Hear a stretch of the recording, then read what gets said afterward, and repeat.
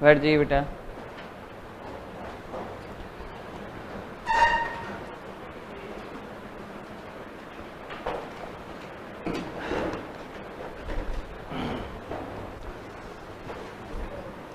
Standing wave हो गई थी ना, रस्सी पर हो गई थी ना स्टैंडिंग वेव, है ना, उसको डिराइव कर लिया था। तो मेरे ख्याल से एक दो क्वेश्चंस भी किए थे बेसिक्स से।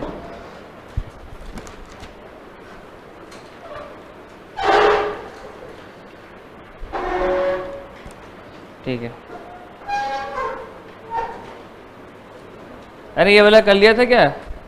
To stressed wire having same tension and mass per unit length, fifth overtone of the first wire is equal to second harmonic of the second wire. अच्छा बहुत इजी है, क्या था?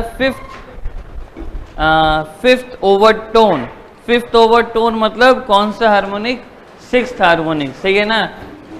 तो ये हो जाएगा 6 अपॉन में 2L1, सही है ना? ब्रैकेट में आ जाएगा √T/μ is equal to second harmonic of the second wire. तो ये आ जाएगा 2 अपॉन में 2L2 √T/μ। सब कुछ सेम है तो ये भी कट जाएगा, ये भी कट जाएगा, ये भी कट जाएगा, ये भी कट जाएगा, और L1/L2 कितना आ जाएगा? 3:1, सही है ना? जल्दी से कर लीजिए जिनका नहीं हुआ। फिर लिखिएगा ऑर्गन पाइप, मतलब कुछ भी नहीं है एक्चुअली, कराया हुआ है, जस्ट अपन फॉर्मेलिटी पूरी कर देंगे। आज अपन मोटी मोटी बात है कि आर्गन पाइप करेंगे और उसके साथ अपन रेजोनेटिंग ट्यूब करेंगे ना, रेजोनेंस ट्यूब। फिर कल तक उसके क्वेश्चंस करेंगे,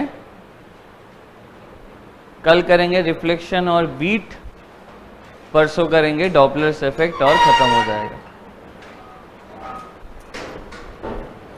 फिर अपन सैटरडे को पढ़ेंगे यूनिट एंड डायमेंशंस।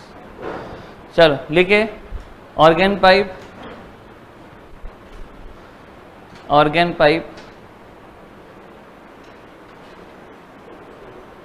ब्रैकेट में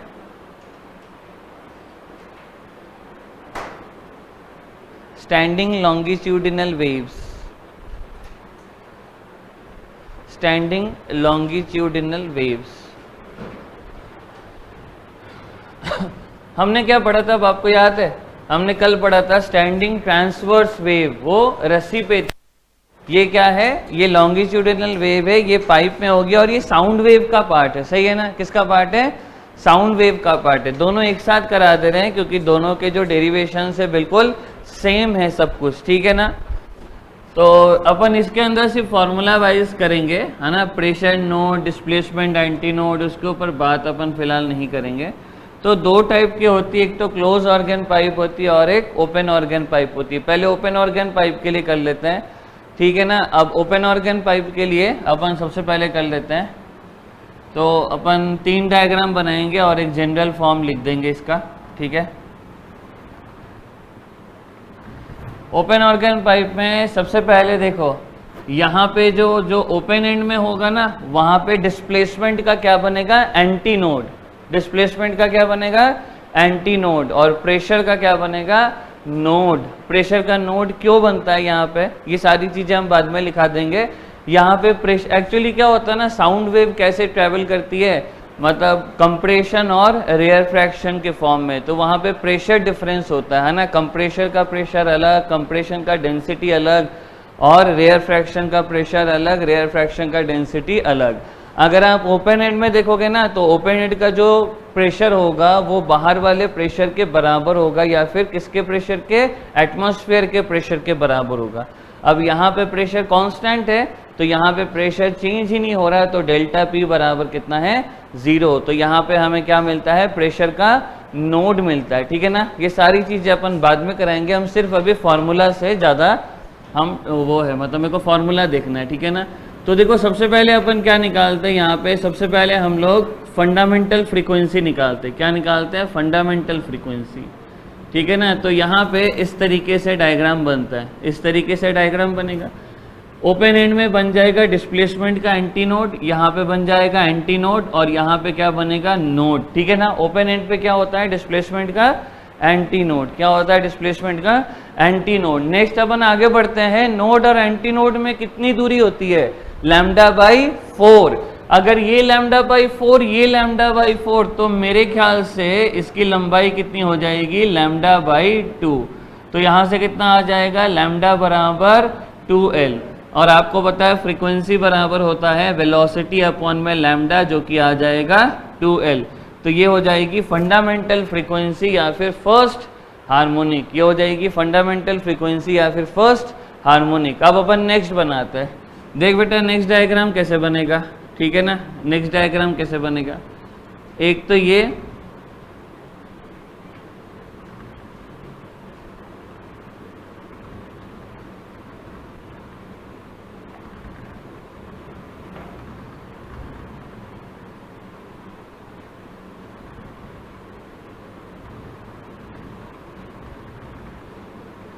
ये एंटी नोड, ये नोड, ठीक है ना, एंटी नोड नोड और ये एंटी नोड। सही बना है क्या, ये एक, हाँ सही है। तो देखते हैं यहाँ पे लंबाई कितनी है, ये लैम्डा बाई 4, ये लैम्डा बाई 4 कितना हो गया, लैम्डा बाई 2 और ये भी लैम्डा बाई 2। तो इसकी टोटल लंबाई कितनी हो गई, लैम्डा। Very good. तो अब की बार जो एल होगा ये हो जाएगा आपका, ऐसे कर ले या लैम्डा कर लेते हैं ना, या ऐसे कर लेते हैं 2 लैम्डा बाई 2, सही है ना, 2 लैम्डा बाई 2।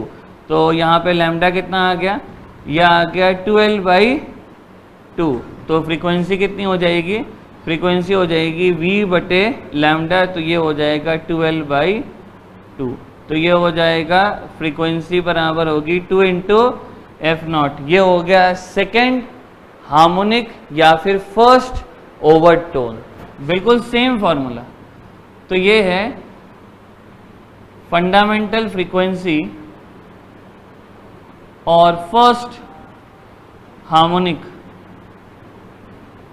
ये हो गई आपकी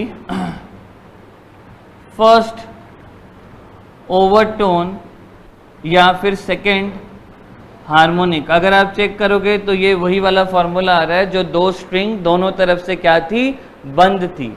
ऐसे ही हम nth हार्मोनिक के लिए भी निकाल सकते हैं, मैंने पहले किया हुआ इसलिए अपन ज़्यादा इंटरेस्टेड नहीं है। तो Fn बराबर कितना हो जाएगा बेटा, NV अपॉन में 12 जाएगा, NV अपॉन में 12। तो इसकी जो nth हार्मोनिक होगी वो होगी n-1 ओवरटोन, सही है ना, हाँ सही है।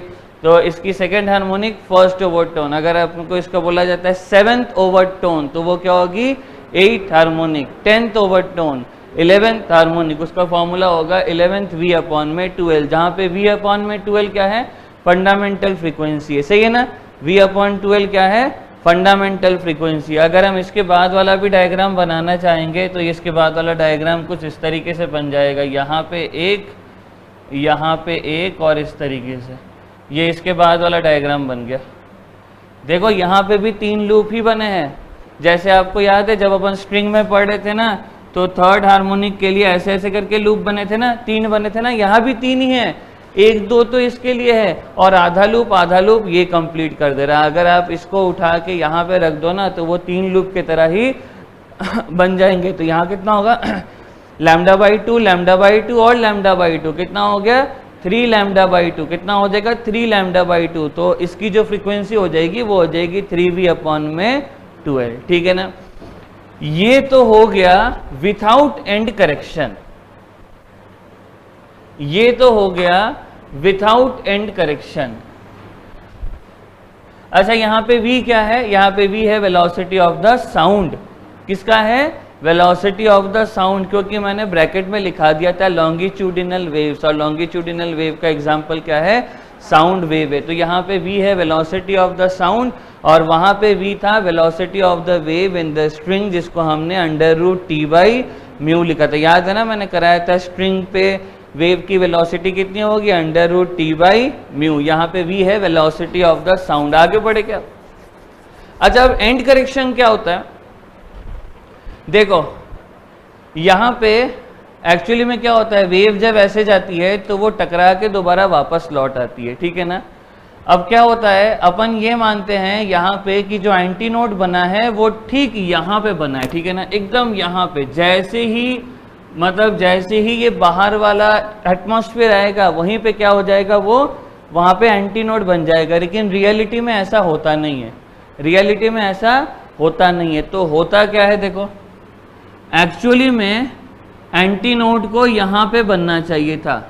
कहाँ बनना चाहिए था, यहाँ पे बनना चाहिए था। जैसे ही ये पाइप खत्म हो जा रही है, ये पाइप जैसे ही खत्म होती है वहाँ पे क्या बनना चाहिए था, एंटी नोड बनना चाहिए था। लेकिन एंटी नोड वहाँ नहीं बनता। क्या होता है, ये जो वेव होती है ना, ये थोड़ी सी एटमॉस्फेयर में भी एंटर कर जाती है।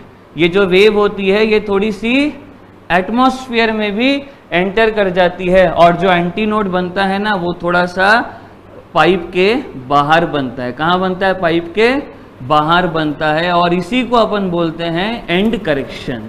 इसी को हम लोग क्या बोलते हैं, एंड करेक्शन। ये जो छोटी सी दूरी है ना, इसी को हम लोग बोलते हैं एंड करेक्शन। और इसको किससे डिनोट किया जाता है, ई से डिनोट किया जाता है। इसको किससे डिनोट किया जाता है, ई से डिनोट किया जाता है। तो एंड करेक्शन क्या होता है, एंटी नोड कहाँ पे बनना चाहिए था, बिल्कुल जहाँ पे पाइप खत्म हुआ है वहीं पे बनना चाहिए था। लेकिन जो वेव होती है वो थोड़ा सा और एंटर कर जाती है एटमॉस्फेयर में। तो ऐसा महसूस होता है कि ये पाइप की लंबाई L नहीं है, बल्कि ये पाइप की लंबाई होगी L प्लस ई। कितना हो गया, L प्लस 2E।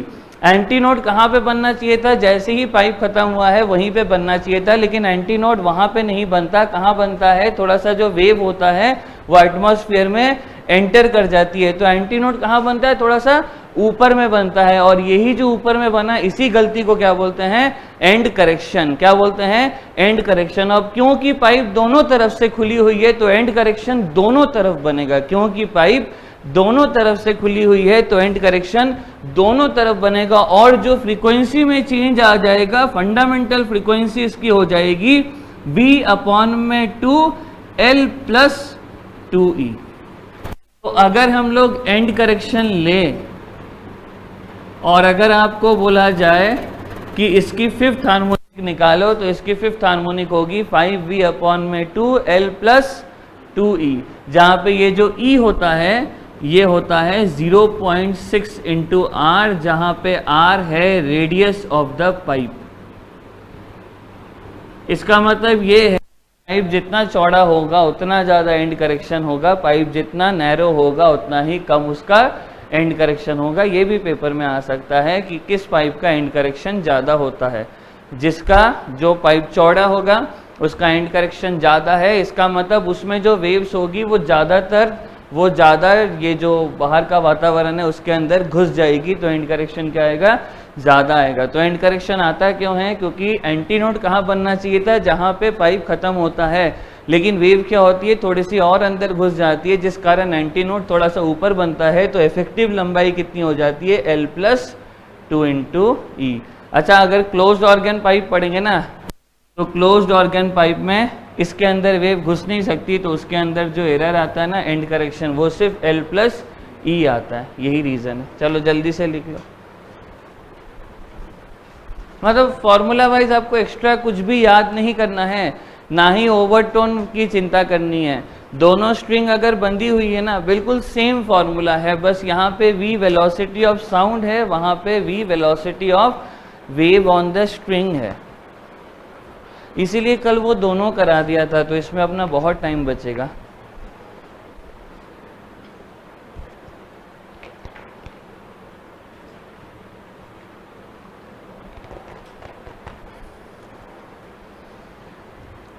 जल्दी कर लो, ये 45 मिनट्स में हो जाएगा, फिर अपन क्वेश्चंस करेंगे बाकी 45 मिनट्स।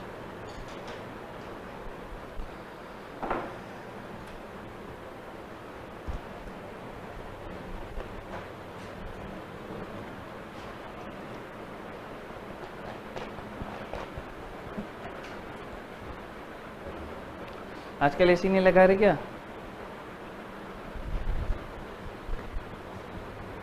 पैसे बचा रहे हैं।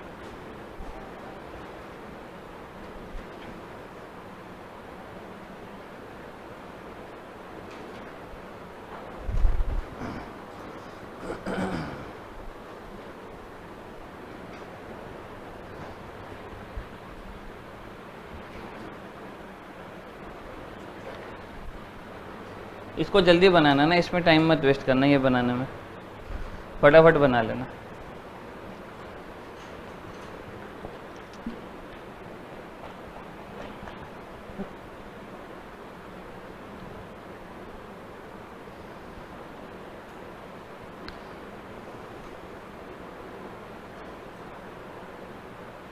अच्छा बोलो तो अगर एक तरफ से स्ट्रिंग बंद होगी, उसका ओवरटोन 10th होगा, तो कौन सी फ्रीक्वेंसी होगी?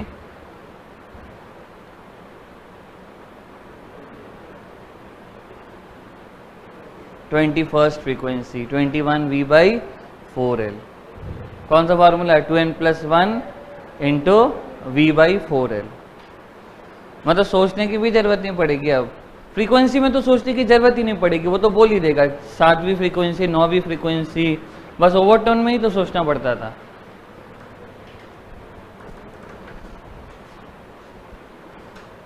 और नीट में इसके बिल्कुल बेसिक सवाल आएंगे कि एक ऑर्गन पाइप है खुला, उसको आधा पानी से भर दिया गया, उसको 1/4 पानी से भर दिया गया, एक खुला ऑर्गन पाइप है, क्लोज ऑर्गन पाइप है, उनके लंबाई का रेशियो क्या होगा, ये सब पूछा जाएगा।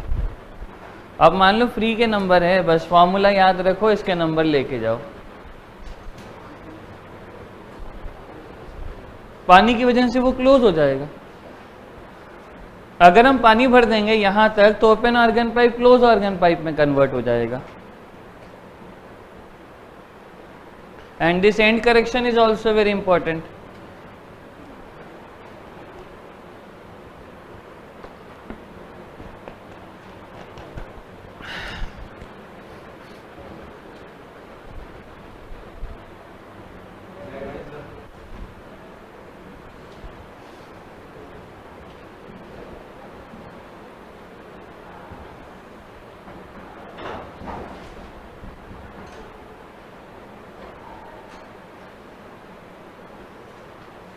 अब तो हो गया होगा।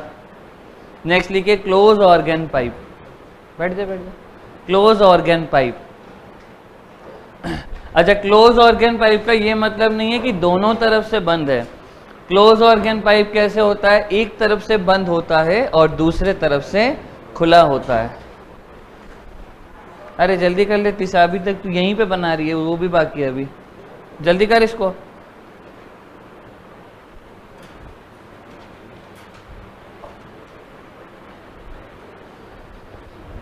चलो नेक्स्ट हेडिंग लिखेगा क्लोज ऑर्गन पाइप।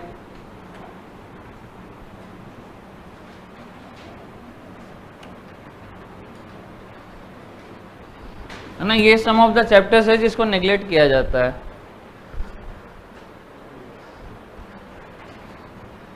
या नेग्लेक्ट किया जाता है या मान लो फटाफट पढ़ा दिया जाता है ना, इसको फटाफट पढ़ा दिया जाता है। जैसे मान लो एसएचएम है, एसएचएम वेव निपटा के एकदम तुरंत इलेक्ट्रोस्टैटिक शुरू कर दिया।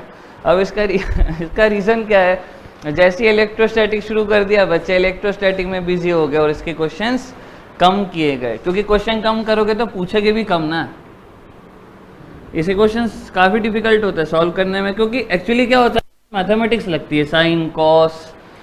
चलो क्लोज ऑर्गन पाइप क्या होता है? ये एक ऐसा पाइप होता है जो दोनों तरफ से बंद नहीं होता। क्या होता है? सिर्फ एक तरफ से बंद होता है और एक तरफ से खुला होता है। तो सोचो अगर अपन ओपन ऑर्गन पाइप में अगर पानी भर देंगे तो वो बंद ऑर्गन पाइप बोल रहे हैं, वो क्लोज्ड ऑर्गन पाइप की तरह बिहेव करेगा। अब हम इसमें बनाने की कोशिश करते हैं। देखो ओपन एंड में क्या होगा? डिस्प्लेसमेंट एंटी नोड, और ओपन एंड में क्या होगा? प्रेशर का नोड हम लिखा देंगे। ओपन एंड में क्या होता है? डिस्प्लेसमेंट का एंटी नोड, और क्लोज एंड में होगा डिस्प्लेसमेंट का नोड। तो क्या होगा यहाँ पे सबसे पहला डायग्राम इस तरीके से बनेगा।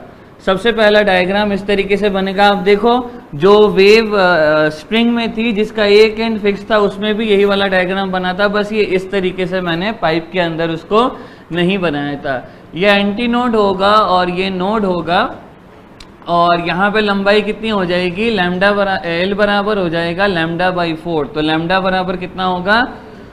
4L। तो इसकी जो फंडामेंटल फ्रीक्वेंसी होगी ये होगी V/λ या V/4L। तो ये तो हो गया फंडामेंटल फ्रीक्वेंसी, या फिर ये हो जाएगा आपका फर्स्ट हार्मोनिक। नेक्स्ट, अब इसके अंदर क्या होगा, इसके अंदर कुछ इस तरीके से बनेगा। ये तो ऊपर वाला डायग्राम था और इसके साथ मतलब थोड़ा सा डायग्राम अच्छा नहीं बनेगा पर आप देख लेना। तो ये बन जाएगा एंटी नोड, ये बन जाएगा नोड, ये बन जाएगा एंटी नोड और ये बन जाएगा नोड। तो देखो अगर अपन इसको डिवाइड करेंगे तो बिल्कुल पिछले वाले की तरह ही 3 यहाँ पे λ/4 बनेंगे, λ/4, λ/4, λ/4। तो टोटल कितना हो गया 3 λ/4। तो यहाँ पे L बराबर कितना हो जाएगा 3 λ/4। और मेरे ख्याल से आपको समझ में आ रहा है कि जब हम फ्रीक्वेंसी निकालेंगे तो V अपॉन में लैम्डा निकालेंगे, ये होगा 4L अपॉन में 3। यहाँ पे आ जाएगा 4L और यहाँ पे कितना आ जाएगा बेटा 3 आ जाएगा। इसका मतलब 3 into fundamental frequency which will make this as third harmonic and first overtone.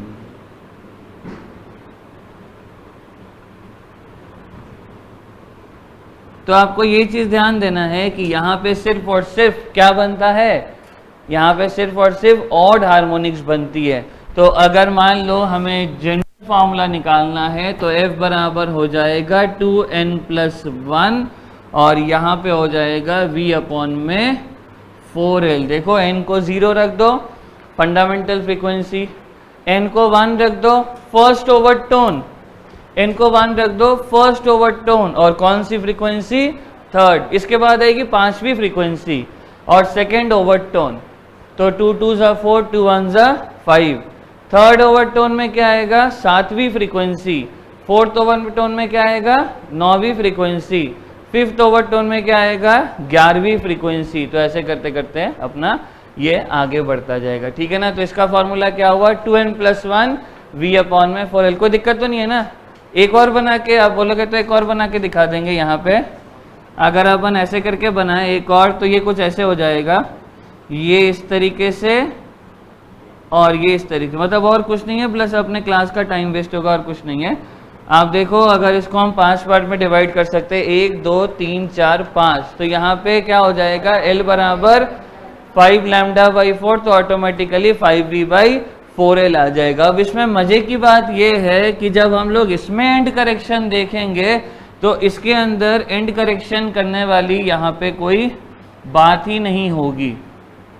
अगर अपन यहाँ पे देखें तो यहाँ पे एंड करेक्शन करने वाली कोई बात ही नहीं होगी जब अपन इस तरफ वाले में देखेंगे, क्योंकि एंड करेक्शन में क्या हो रहा था, ये जो अपनी वेव्स थी ये वातावरण में थोड़ी अंदर घुस जा रही थी। अब यहाँ पे एटमॉस्फेयर में घुसेगा कहाँ, घुसने के लिए तो जगह ही नहीं, अपन ने इसको क्या कर दिया बंद कर दिया।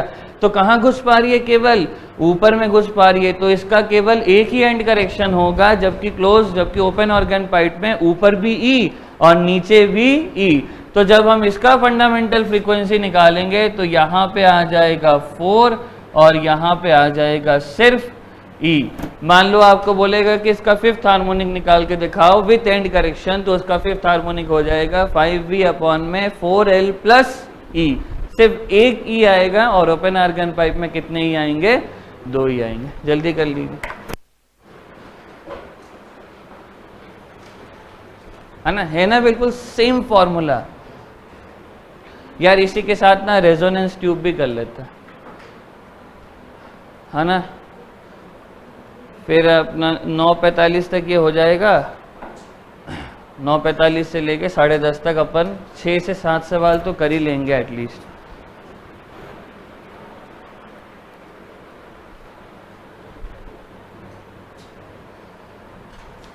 और SHM और वेव में जेई मेंस के सवाल जरूर करना है ना, क्योंकि वो रिपीट हो जाते हैं। आप अपने मॉड्यूल के करो, साथ में जेई मेंस के भी कर लेना, और कुछ मत करना, ठीक है ना। जैसे मान लीजिए आपका मॉड्यूल हो गया, आकाश का हो गया या एलन का हो गया, उसके अंदर ही लास्ट ईयर्स के भी क्वेश्चंस तो रहते ही हैं, है ना। और उसके साथ आप जेई मेंस के कर लो, ये हो गया, उसको दोबारा कर लो।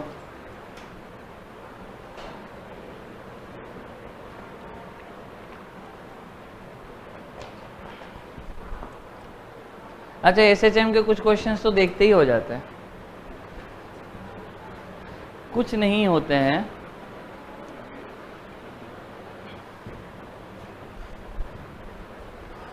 जैसे ये वाला क्वेश्चन भी अच्छा आया था, ऐसा वाला किया आपने, ऐसा वाला इसको हिला देंगे तो कितना SHM करेगा।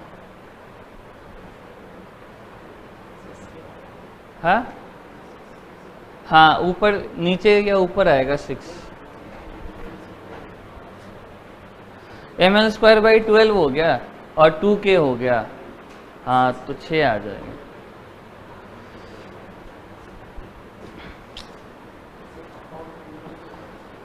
कंपाउंड पेंडुलम, हाँ उससे ही, कंपाउंड पेंडुलम ही तो है ये।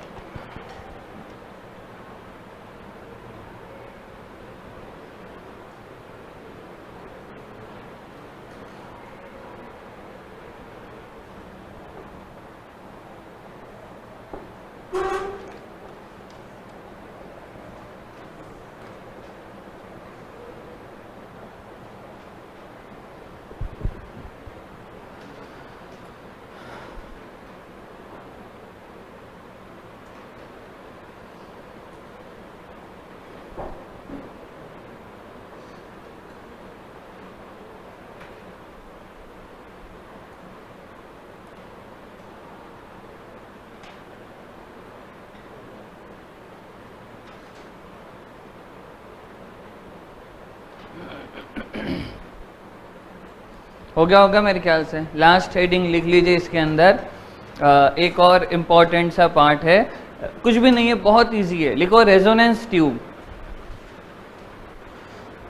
पढ़ा हुआ है क्या आपने रेजोनेंस ट्यूब? रेजोनेंस ट्यूब किस किस काम में आता है? एक तो आता है वेलोसिटी ऑफ साउंड मापने में, एक आता है to compare the frequency of different tuning fork. Tuning fork देखा है आपने, ऐसे चिमटे सा होता है, उसको रबर में मारते हैं तो उसमें से साउंड आता है, ठीक है ना। अच्छा, अभी रेजोनेंस ट्यूब का नाम ही इतना अच्छा है, इसका मतलब उसके अंदर रेजोनेंस हो रहा होगा, सही बात है ना। मतलब अपना वाला रेजोनेंस, केमिस्ट्री वाला नहीं, रेजोनेंस।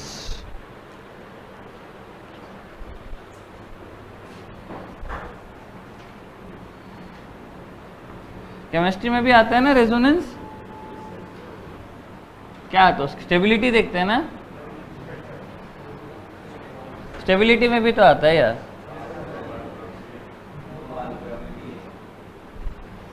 क्या होता है ना, aromatic compounds, stability of aromatic compound is the most because its potential energy is least। अच्छा, रेजोनेंस ट्यूब में क्या होता है?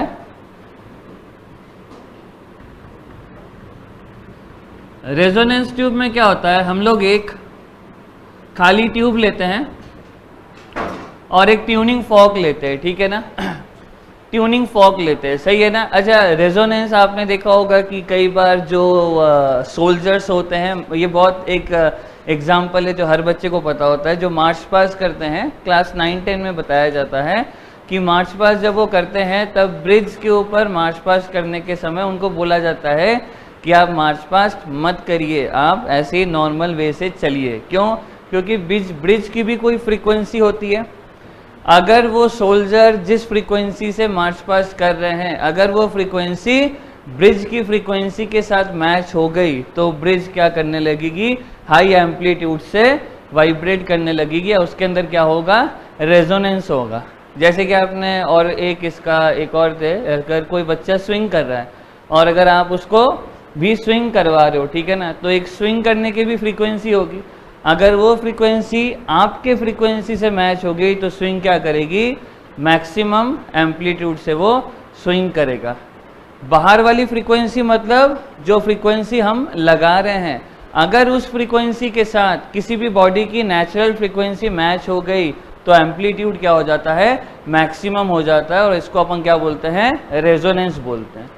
अब ये जो पाइप है ना, इसकी एक फ्रीक्वेंसी नहीं है, इसकी बहुत सारी फ्रीक्वेंसी है। इसकी कौन सी है, इसकी फर्स्ट हार्मोनिक है, सेकेंड हार्मोनिक है, थर्ड हार्मोनिक है, फोर्थ है, फिफ्थ है, सिक्स्थ है, सेवेंथ है, एट है, नाइन्थ है, टेंथ है, वैसे क्लोज होगी फिर भी उसकी first harmonic, third harmonic, fifth harmonic, उसके बाद 9th हार्मोनिक।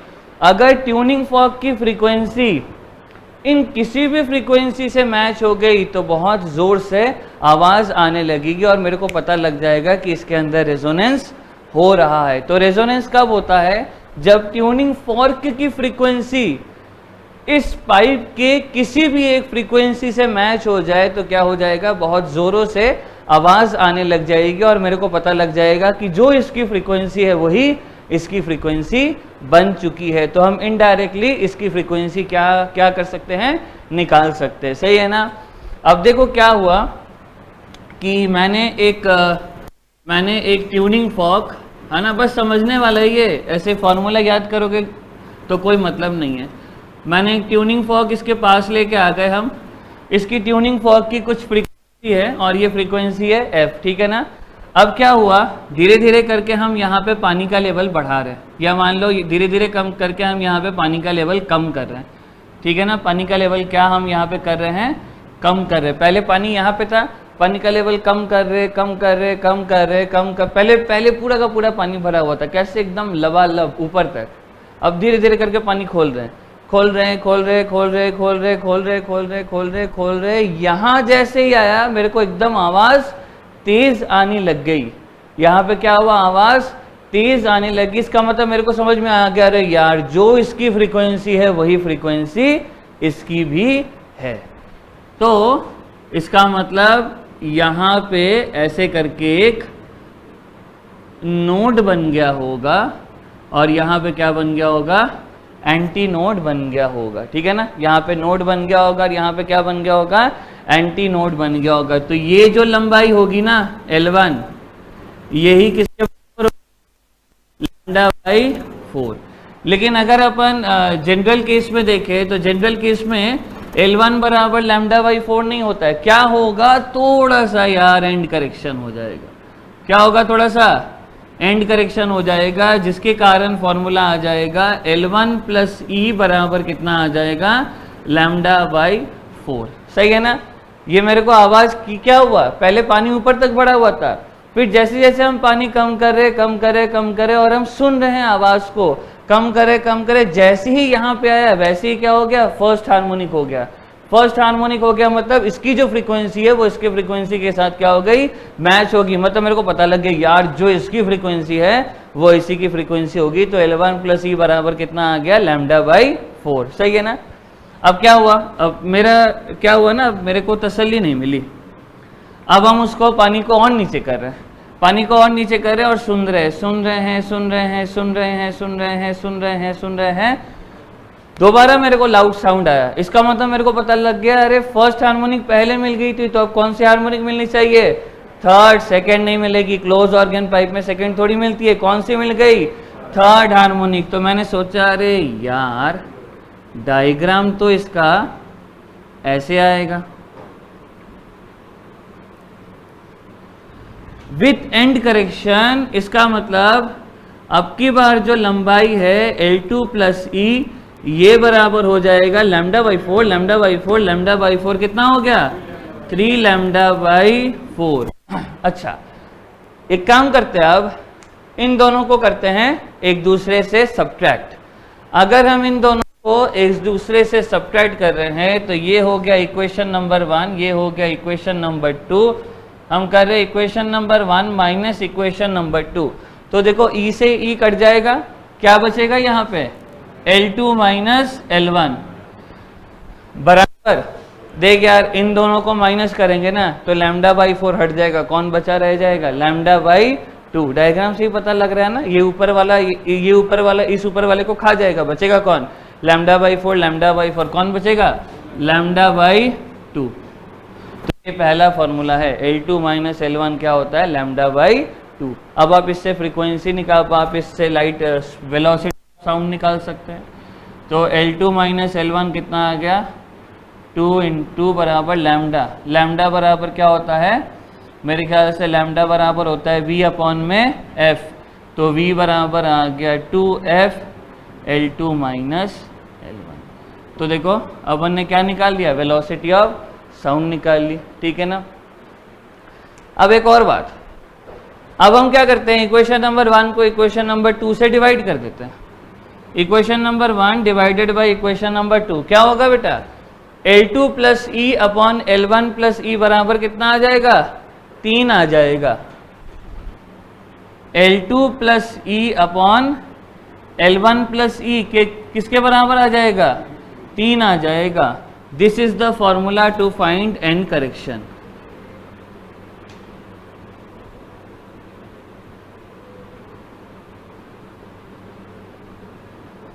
अगर रेजोनेंस ट्यूब में एंड करेक्शन पूछा जाएगा तो फॉर्मूला क्या होगा, फॉर्मूला होगा L2 plus e upon L1 minus ई बराबर 3। L1 दिया होगा, L2 दिया होगा, ई आराम से आ जाएगा। ये कौन सा फॉर्मूला है, पूछेगा what is velocity of sound. Next, आपको ऐसा लगेगा कि ये जो L1 है और ये जो L2 है, अगर एंड करेक्शन नहीं होता, एंड करेक्शन मिटा दो, अगर एंड करेक्शन अगर मिटा देते हैं तो L2 L1 के 3 गुना है, सही है ना। L2 L1 के कितने गुना है, 3 गुना है। लेकिन देख क्या वास्तव में 3 गुना होता है क्या, ये भी एक क्वेश्चन आएगा। तो अगर हम देखें 3L1 प्लस 3E बराबर L2 प्लस E, तो L2 बराबर आ जा रहा है 3L1 प्लस 2E। इसका मतलब L2 is greater than 3L1। तो जो दूसरे वाले की लंबाई होगी वो 3L1 से क्या होगी, बड़ी होगी, और कितनी होगी, 3L1 प्लस 2E। वैसे ही अगर आप नेक्स्ट अगर आप और नीचे ले जाओगे ना तो कौन सी हार्मोनिक आएगी, 5th हार्मोनिक आएगी, लेकिन वो हो जाएगी L3 प्लस E बराबर 5 लैम्डा बाई 4। तो जो L3 होगी वो L1 के 5 गुणा नहीं होगी, वो उस 5 गुणा से थोड़ी सी ज़्यादा होगी, क्योंकि यहाँ पे हमेशा प्लस 2E अपने को परेशान तो क्या करेगा, वो आएगा ही आएगा। और अगर एंड करेक्शन नहीं होता, अगर विदाउट एंड करेक्शन होता तो ये 2E नहीं आता, और अगर ये 2E नहीं आता तो L2 3L1 के बराबर होती ही होती। इससे भी एक क्वेश्चन आ सकता है, without and correction L2 3L1 के है और with and correction L2 3L1 के थोड़े से क्या है, बड़ी है। रेजोनेंस ट्यूब से और कुछ क्वेश्चन नहीं आ सकता। वेलोसिटी ऑफ साउंड आएगा तो ये लगा देंगे, एंड करेक्शन आएगा तो ये लगा देंगे, एंड करेक्शन आप ये भी कर सकते हैं। वैसे तो जनरली यही आएगा, इससे ज़्यादा आएगा नहीं, क्योंकि इससे ज़्यादा होगा तो क्या होगा, एक और बनाना पड़ेगा, वो थोड़ा सा लेंथी हो जाएगा। तो मेरे अकॉर्डिंग तो ये 2 केस से ही आपके रेजोनेंस ट्यूब में क्वेश्चंस आ सकते हैं। तो जल्दी से लिख लीजिए इसको।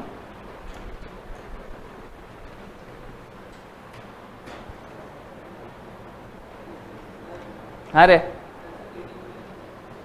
किसका सिग्निफिकेंस अभी लिखाएंगे ना, resonance tube is used to measure velocity of sound to compare frequency of tuning fork. इन 2 कामों में आता है ना रेजोनेंस ट्यूब। ये रेजोनेंस ट्यूब वाला एक्सपेरिमेंट नहीं किया क्या आप लोगों ने, सोनोमीटर का किया है क्या एक्सपेरिमेंट स्कूल में, ये वाला क्या है ना, हाँ जरूर होता है स्कूल में।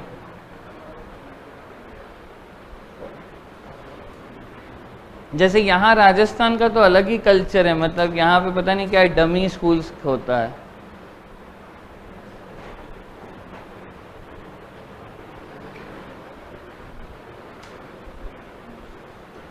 हमारा कंपल्सरी स्कूल में जाना।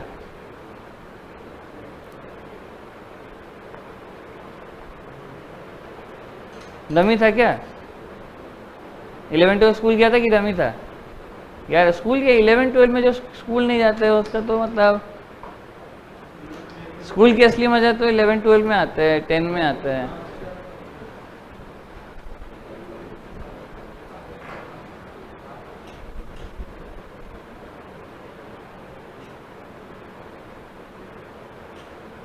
अरे जल्दी बनाओ इसको।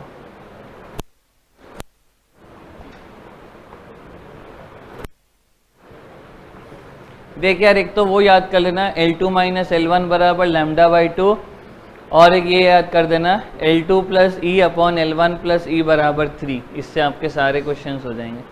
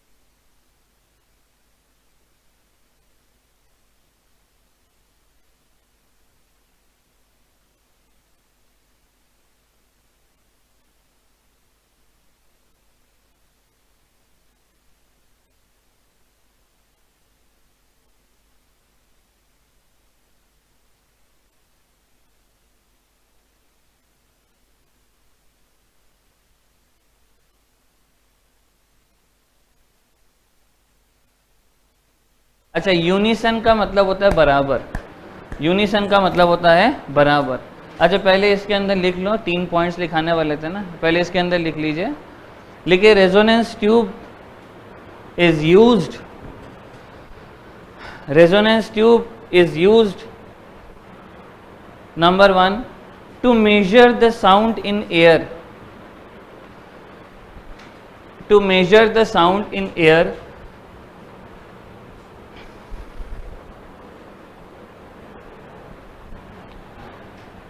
Number 2, to compare the frequency of different tuning forks, to compare the frequency of different tuning forks.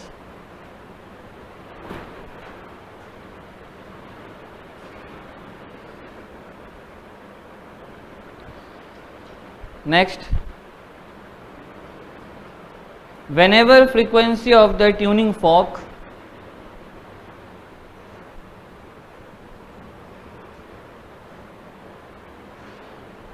whenever frequency of tuning fork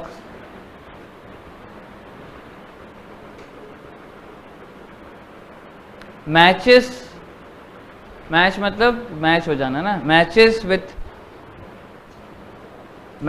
with the natural frequency of the organ pipe, matches with the natural frequency of organ pipe. जैसे कि यहाँ पे देखो, यहाँ पे जो tuning fork का जो फ्रीक्वेंसी था वो फर्स्ट नेचुरल फ्रीक्वेंसी से मैच हुआ था, यहाँ पे जो ट्यूनिंग फॉर्क का जो फ्रीक्वेंसी था वो थर्ड नेचुरल फ्रीक्वेंसी से मैच हुआ था, जिसके कारण हमें बहुत ज़्यादा लाउड साउंड मिला था और उसी के अकॉर्डिंग हमने अपने एक्सपेरिमेंट को आगे बढ़ाया और कैलकुलेशंस की L1 + E बराबर λ/4, है ना। तो क्या लिखे, whenever natural frequency of organ pipe we hear a loud sound, we hear a loud sound and come to a conclusion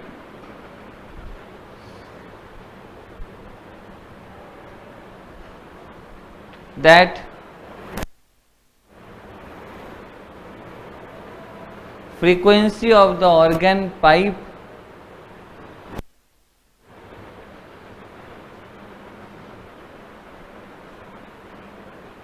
is equal to frequency of the tuning fork.